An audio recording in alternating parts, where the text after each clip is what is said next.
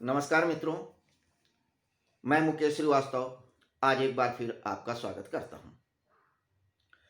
जैसा कि हम लोग चर्चा कर रहे हैं भगवत गीता पे, और इस चर्चा के दौरान हमने जाना कि युद्ध भूमि में जब दोनों सेनाएं खड़ी हैं आमने सामने, युद्ध करने के लिए तैयार हैं, उधर धृतराष्ट्र अपने राजभवन में बैठे हैं महात्मा संजय के साथ, और उन्होंने प्रश्न किया है, हे संजय, धर्म क्षेत्रे कुरुक्षेत्रे संवेतायुत्सुवा मामका पांडवस् किम कुर्वन् संजया, यानी कि मेरे और पांडवों के पुत्रों के बीच जो युद्ध होने जा रहा है उस वक्त वे लोग क्या कर रहे हैं युद्ध भूमि में, धर्म क्षेत्र पे। तब संजय आगे बताते हैं कि क्या क्या हो रहा है। तो सबसे पहले वो बताते हैं कि दोनों सेनाओं को तैयार देख करके राजा यानी कि दुर्योधन अपने गुरु द्रोणाचार्य के पास जाता है और वो बताता है कि देखिए कौन कौन खड़े हैं हमारे सामने, बड़ी चालाकी से बताता है। तो चौथे श्लोक में हमने देखा था, तीसरे श्लोक में हमने देखा था, पश्यताम पांडुपुत्राणाम आचार्य महतीम चमू द्रुपद पुत्रेण व्यूढ़ाम द्रुपद पुत्रेण तौ शिष्येण धीमता, कि दुर्योधन क्या कहते हैं द्रोणाचार्य से कि व्यूढ़ाम द्रुपद पुत्रेण तौ शिष्येण धीमता, हे गुरुवर आप द्रुपद के पुत्र को देखिए जो युद्ध के लिए खड़ा हुआ है। द्रुपद की बात वो इसलिए कर रहे हैं क्योंकि द्रोणाचार्य और द्रुपद में संबंध बहुत मधुर नहीं थे, मगर ऐसे भी नहीं थे कि वे दोनों एक दूसरे के लिए तीर धनुष निकाल लें और लड़ने लगे। मगर यहां पे दुर्योधन की चालाकी आप देखिए, मन की चालाकी। वो द्रुपद की बात क्यों कर रहे हैं? सिर्फ इसलिए कर रहे हैं कि द्रोणाचार्य के अंदर द्रुपद के प्रति जो द्वेष है, जो घृणा है, जो चिढ़ है, वो बाहर आ जाए और वो युद्ध के लिए तैयार हो जाएं। क्योंकि दुर्योधन जानता था कि चाहे द्रोणाचार्य हो, चाहे भीष्म हो, चाहे कृपाचार्य हो, कोई भी हो, सिवाय कर्ण को छोड़ के सब पांडव की तरफ हैं। तो ये इनके इन प्रकारेण उसने इन सबको अपने साथ जोड़ा। कभी इस बात का हवाला दे करके कि आप सबकी निष्ठा हस्तिनापुर के साथ है, मैं हस्तिनापुर का राजा हूं, इसलिए आप हमारे साथ रहिए। कभी किसी को कहा कि आपने हमारा नमक खाया है, कभी किसी को कुछ, कभी किसी को कुछ, तमाम तरीके से उसने सब लोगों को जोड़ा। 11 छावनी सेना जोड़ी, ये खड़ी हो गई। तब भी दुर्योधन आश्वस्त नहीं है कि ये सब मेरे लिए लड़ेंगे, लिहाजा अब वो साइकोलॉजिकल प्रेशर बना रहा है कि आप लोग लड़िए हमारे लिए। देखिए ये लोग ऐसे हैं, ये लोग ऐसे हैं, और ये लोग इनके साथ खड़े हैं, तो आप भी हमारे साथ खड़े होइए। तो यहां पे वो द्रोणाचार्य से ये कह रहा है क्योंकि दुर्योधन जानता है कि भीष्म पितामह तो हमारे पितामह हैं, वो मेरी तरफ से लड़ेंगे। वैसे भी उनकी निष्ठा हस्तिनापुर के प्रति है, लेकिन द्रोणाचार्य थोड़ा सा खिसक सकते हैं, इसलिए वो सीधे द्रोणाचार्य के पास गए, भीष्म पितामह जी के पास नहीं गए। हालांकि भीष्म पितामह कौरवों की सेना के सेनापति थे, नियमता दुर्योधन को तो भीष्म पितामह के पास ही जाना चाहिए था, लेकिन दुर्योधन गया किसके पास? द्रोणाचार्य के पास। क्योंकि दुर्योधन कहीं ना कहीं आशंका थी कि द्रोणाचार्य ही पूरे मन से मेरे साथ युद्ध नहीं कर सकते, इसलिए वो कह रहा है कि हे गुरुवर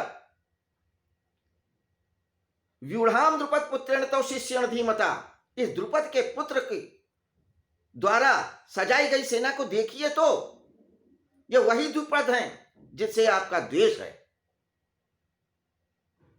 द्रोणाचार्य चुप रहते हैं, सिर्फ सुनते हैं। आगे वो क्या कहते हैं दुर्योधन, और देखिए, अत्र सूरा महेश्वासा भीमार्जुन समायुधि युधानो विराटस द्रुपदस्य महारथा। अत्र सूरा महेश्वासा भीमार्जुन समायुधि। महेश्वासा बहुत बड़े बड़े तीर धनुष चलाने वाले खड़े हैं, भीमार्जुन समा, भीम जैसा व्यक्ति भी खड़ा है। देखिए, दुर्योधन के मन में या अंदर शारीरिक क्षमता के प्रति बहुत लगाव था। वो व्यक्ति जानता था, सोचता था कि अगर हमारे पास शारीरिक बल है तो हम सब कुछ जीत लेंगे। और पांडवों की तरफ भीम ही ऐसे व्यक्ति थे जो शरीर से बहुत बलवान थे। लिहाजा दुर्योधन की हमेशा प्रतिद्वंदिता भीम से रही, अर्जुन से कभी नहीं रही, युधिष्ठिर से कभी नहीं रही, नकुल सहदेव की तो खैर बात ही छोड़ दो। लिहाजा यहां पर भी वो सबसे पहले जब बात करते हैं योद्धाओं की तो भीम की ही बात करते हैं।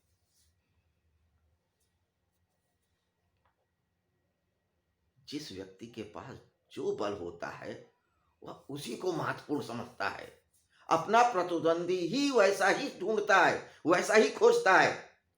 जिसके पास धन होता है वो धनवान को अपना प्रतिद्वंदी समझता है, विद्वान को नहीं। और जो विद्वान होता है वो धनवान को अपना प्रतिद्वंदी नहीं समझता, विद्वान को ही समझता है। किसी भी विधा में हो, गायक हो, कलाकार हो, किसी भी विधा का, वो अपनी ही विधा के व्यक्ति को प्रतिद्वंदी समझता है। तो दुर्योधन भी मल्ल युद्ध में, गदा युद्ध में बहुत निपुण था।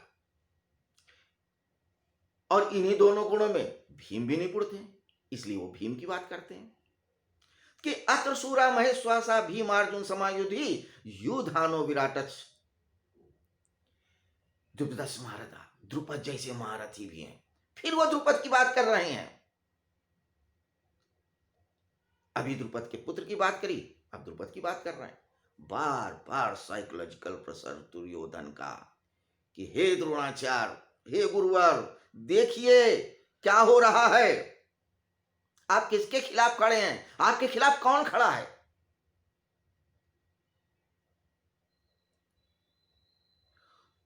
तो व्यक्ति जब युद्ध में उतरता है और खास करके अनीत का साथ लेकर के, तब वो बहुत चालाकी करता है,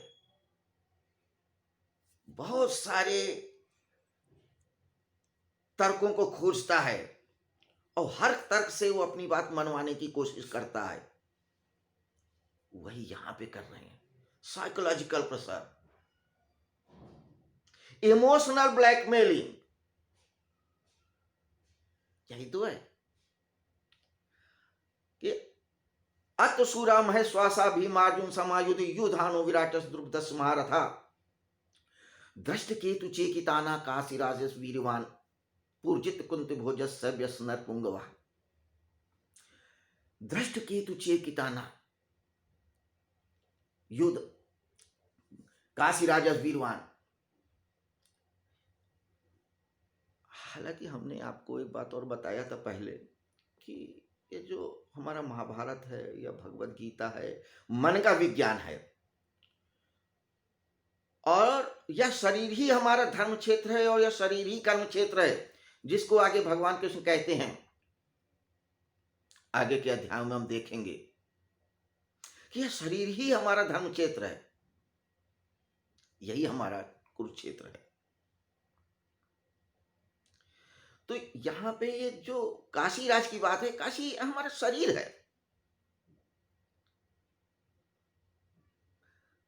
तो काशी राज पूर्जित कुंत भोजस सव्यस नरपुंगवा। पूर्जित कुंती भोजस, पूर्जित और कुंती भोज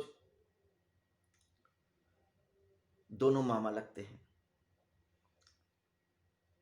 ये हमारे भी मामा लगते हैं, लेकिन खड़े किसके हैं, सगे के साथ।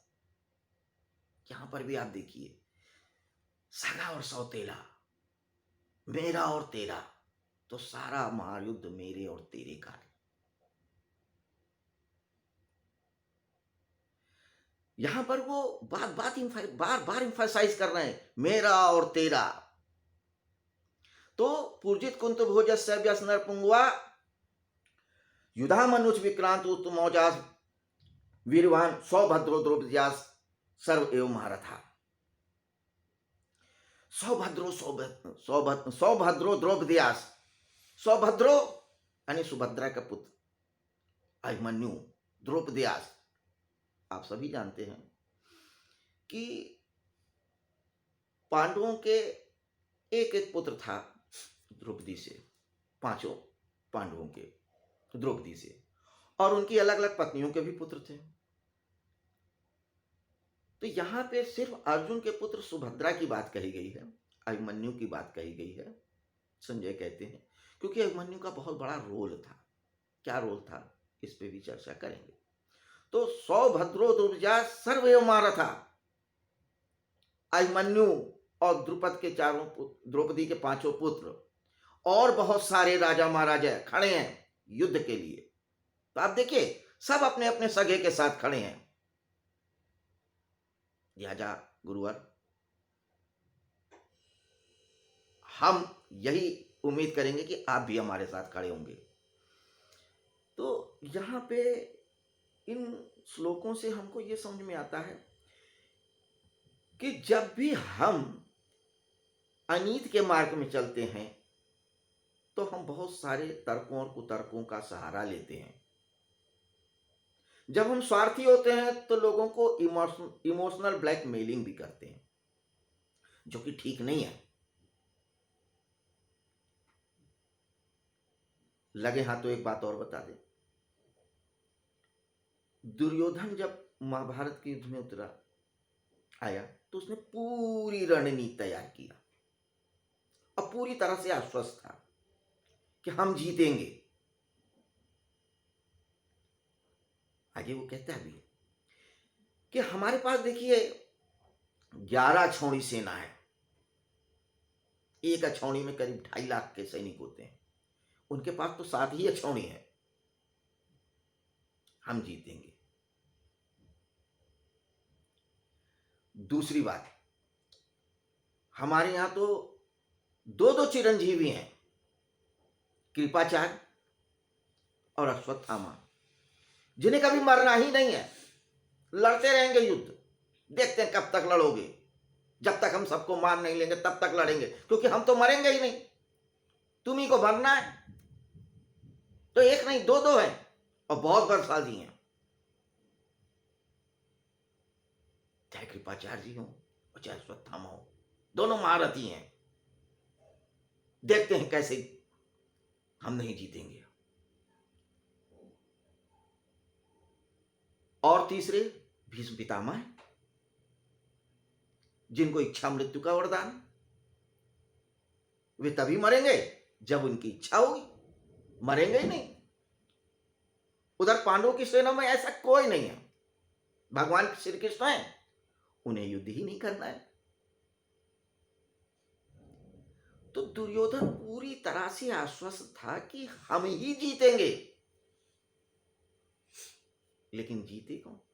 पांडव। क्योंकि हमारी सारी चेष्टाओं, सारी कोशिशों के बावजूद एक ईश्वर की इच्छा भी होती है, वही है वही जो राम रची राखा। तो कोशिश जरूर करनी चाहिए। तो ईश्वर वही कहता है, जब सत्य के रास्ते पर रहोगे तो आप स्वयं जीतोगे, क्योंकि ईश्वर भी आपके साथ हो जाता है। अनीत के रास्ते पे आपके पास सब कुछ होगा लेकिन ईश्वर नहीं होगा। तो वही तो हुआ, सिर्फ नारायणी सेना थी इनके साथ, कौरवों के साथ, और पांडवों के साथ सिर्फ भगवान श्री कृष्ण, सिर्फ ईश्वर था। तो आपके साथ सब कुछ हो, पूरा संसार हो, ईश्वर न हो, कुछ नहीं हो सकता। और कोई ना हो, सिर्फ ईश्वर हो, सब कुछ हो सकता है। तो दुर्योधन पूरी तरीके से आश्वस्त था कि हम जीतेंगे। पूरी रणनीति के गोटी उन्होंने बिछा रखी थी, लेकिन सारी गोटियां फेल होती चली गई, और जीते कौन? पांडव। तो ये तो एक नैतिक बात हुई। दूसरी, अगर हम विज्ञान की बात करें तो 5 पांडव, 5 हमारी इंद्रियां हैं, द्रौपदी आत्मा है, भगवान श्री कृष्ण परमात्मा है। तो 5 इंद्रियां हैं। जब हम पांचों इंद्रियों पे कंट्रोल कर लेते हैं तो हम उस परमात्मा से मिल जाते हैं, आत्मा से मिल जाते हैं। तो पूरे महाभारत में इस विज्ञान को ही दर्शाया गया है, दिखाया गया है। तो हम चर्चा करते रहेंगे, इतिहास की भी, विज्ञान की भी, अध्यात्म की भी, क्योंकि हमारी इस पुराणों में और आख्यानों में अध्यात्म भी है, विज्ञान भी है और इतिहास भी है। हम एक एक श्लोक में धीरे धीरे जब चर्चा करेंगे तो विज्ञान की भी चर्चा करेंगे, अध्यात्म की भी चर्चा करेंगे और इतिहास की भी चर्चा करेंगे। तो इन 3 श्लोकों में, चौथे, पांचवें, छठे में महात्मा संजय बता रहे हैं राजा को, राजा कौन? धृतराष्ट्र को, कि कौन कौन खड़ा है और क्या क्या हो रहा है, कि पांडव की तरफ से कौन कौन खड़े हैं। भीम है, अर्जुन है, द्रुपद हैं, सौभद्र हैं, अभिमन्यु है, द्रुपद के पुत्र हैं, ये सब हैं। तो इन 3 श्लोकों में पांडव के सेना के सेनानियों की बात की। अब आगे वो क्या कहते हैं? अस्माकं तु विशिष्टा ये तानि बोझ दिव्योत्तम नायका मम संन्यास संज्ञार्थम तान अब्रमी। अस्माकं तु विशिष्टा, अस्माकं तु विशिष्टा ये तानि बोध दिव्योत्तम नायका मम संन्यास संज्ञार्थम तान अब्रमी। अस्माकं तु विशिष्टा, हे गुरुवर, अस्माकं तु विशिष्टा, अब हमारी सेनाओं के भी कुछ विशिष्ट लोगों के बारे में आप जान लीजिए कि कौन कौन खड़ा है। अस्माकं तु विशिष्टा ये तानि बोध द्विजोत्तम। द्विजोत्तम यानी जो 2 बार जन्म लिया हुआ हो। तो जो द्वैत को जानता हो वही द्विजोत्तम है। तो द्रोणाचार्य द्वैत को जानते हैं, परम ज्ञान को जानते हैं। तो हे परम ज्ञानी, नायका माम संन्यास संज्ञार्थम तान अब्रवी। नायका मम, हमारी सैन्य कौन कौन से सेना में है प्रमुख, संज्ञार्थम तान अब्रवीम, आपकी जानकारी के लिए मैं बता दूं। नायका मम संन्यास संज्ञार्थम तान अब्रवीम। तो हे द्रोणाचार्य, हे गुरुवर, हमारी सेनाओं में भी कौन कौन है ये आप जान लीजिए। भवान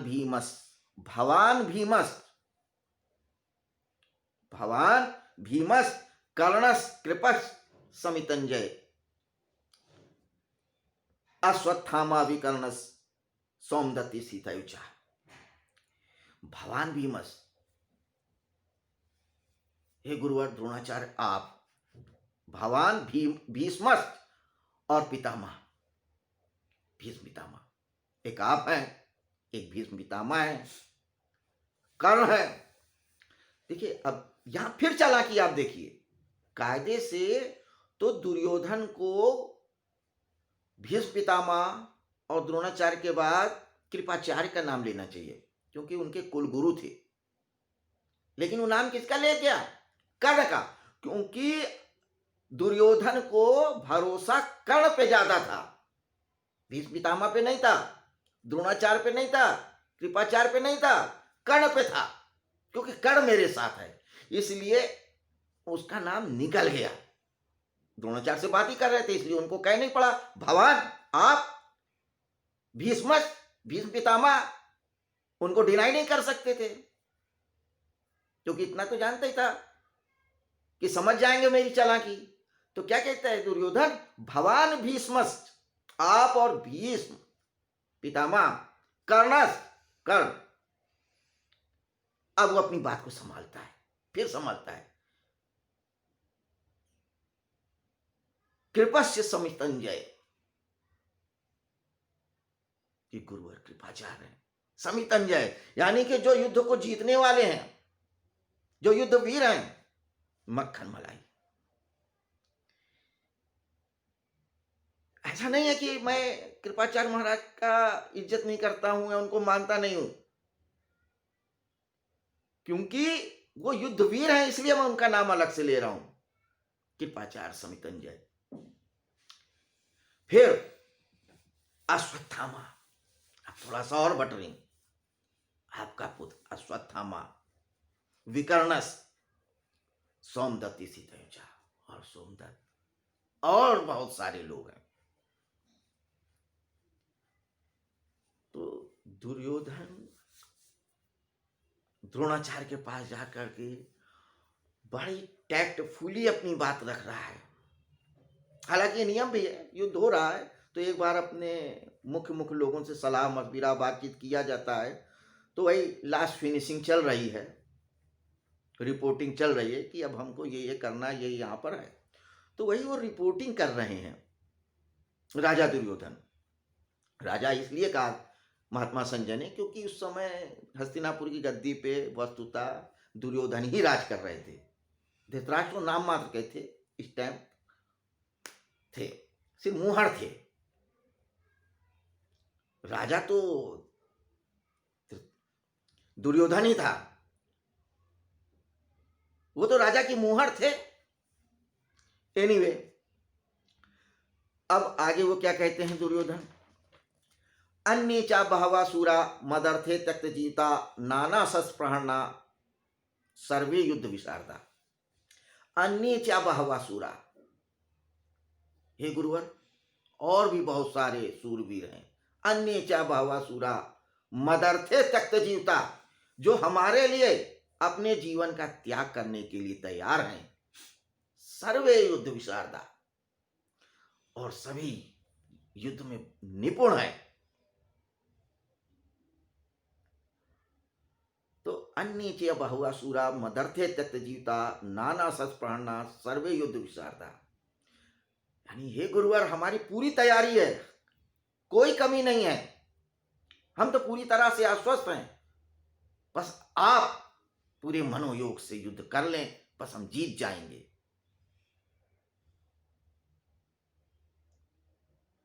तो इनडायरेक्ट वे में दुर्योधन यही समझाना चाह रहा है, बस आप साथ दे दें गुरुवर, बाकी तो हम जीते जिताए हैं।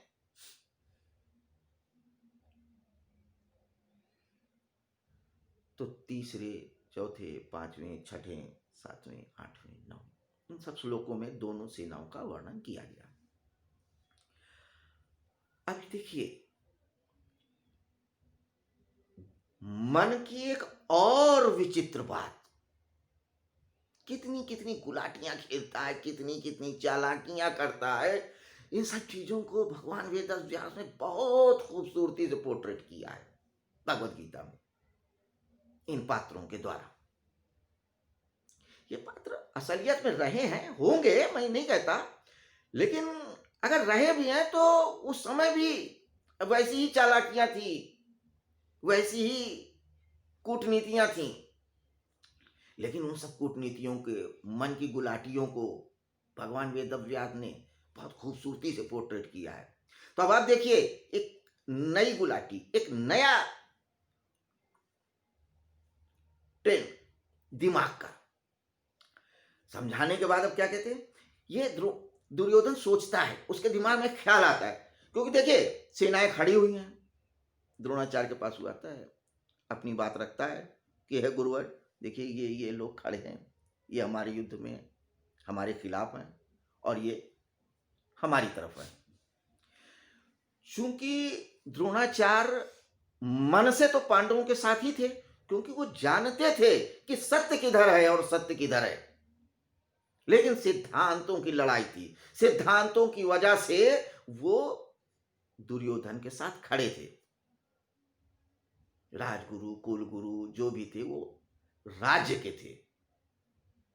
ऐसे ही होता है ना, अगर आप सेना में हैं, पुलिस में हैं, तो बहुत सारे वो कार्य करने पड़ते हैं जो सरकार के नियम होते हैं, नियम के खिलाफ आप नहीं जा सकते, भले आपका मन हो और चाहे ना हो, नौकरी करनी है तो करना है। तो चूंकि द्रोणाचार्य, कृपाचार्य, ये सब लोग हस्तिनापुर के एक तरह से मुलाजिम थे, या वहां के कुलगुरु थे, या राजगुरु थे, या जो कुछ भी थे, तो उनकी जो